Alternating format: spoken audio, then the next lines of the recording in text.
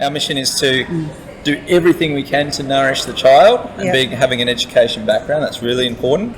And then from there, the best way to do that is empower the educators to nourish those children, give them the tools, give them the resources to take action for that child, because we find you nourish a child by nourishing the educator. In turn, you get to the parent, you get to the community, and then it's self-fulfilling. So then it doesn't stop. But we need to get that flywheel starting, and it starts with that child first. Yes. And the educator has the power and stepping into that and say, it's my job to nourish this child.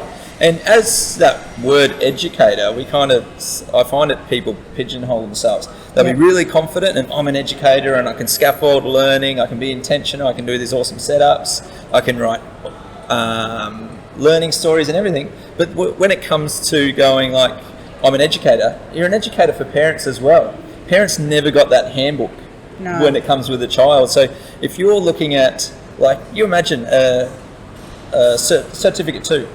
They've had more official training on how to raise a child and more of that in-depth learning and theory behind it than a person with a child. So whose responsibility is it to step in and help that parent, nourish the parent as well? Absolutely, and that would go a long way to the education and care workforce getting some recognition as professionals and not just 100%. Babysitters. Yeah, definitely. If we can't articulate the reason we're doing things, the value of it drops. If you can articulate it, if you say, they're climbing trees, and the parent comes in and say, it's a bit high, and you're like, oh yeah, they just love it.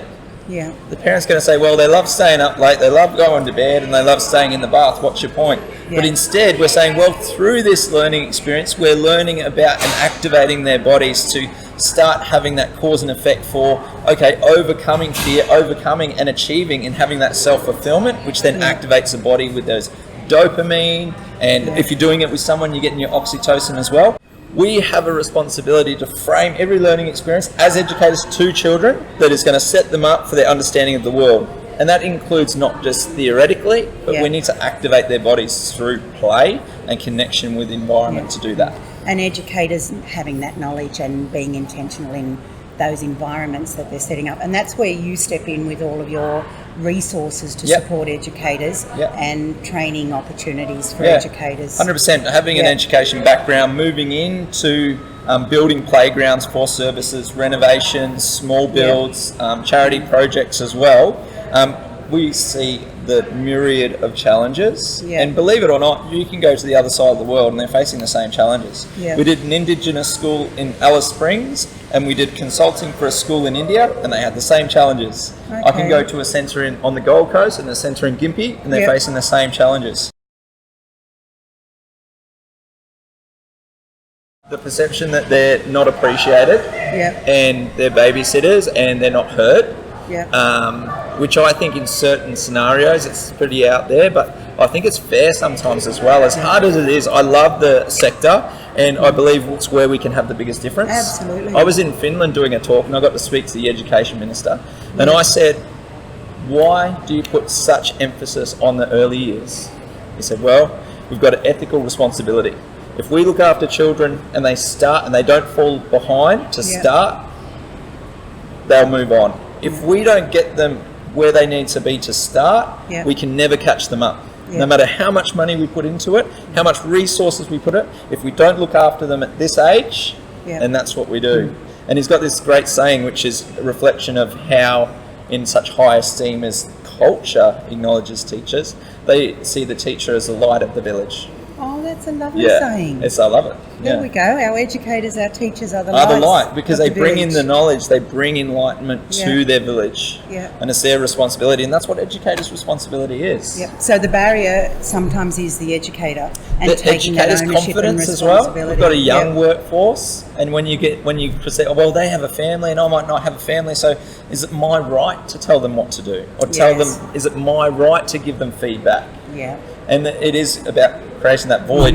When you show, it might be once you step over that barrier and overcome your fears, you'll see how receptive and appreciative your families are. And of course, there's always the exception to the rule, but we're not going to base our practice on the anomaly.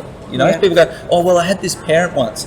why are we basing our practice on the anomaly of one parent being not nice? Yeah. We've got to get over that. We want to teach resilience. We've got to show resilience for ourselves, and that's a huge part of being an educator.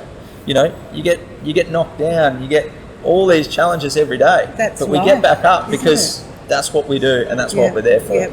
And the passion is there to provide those environments. We can have the biggest impact in this sector. We can. Absolutely the biggest impact on the whole community. Another thing Education Minister said, I said, well, why do you focus on education so much?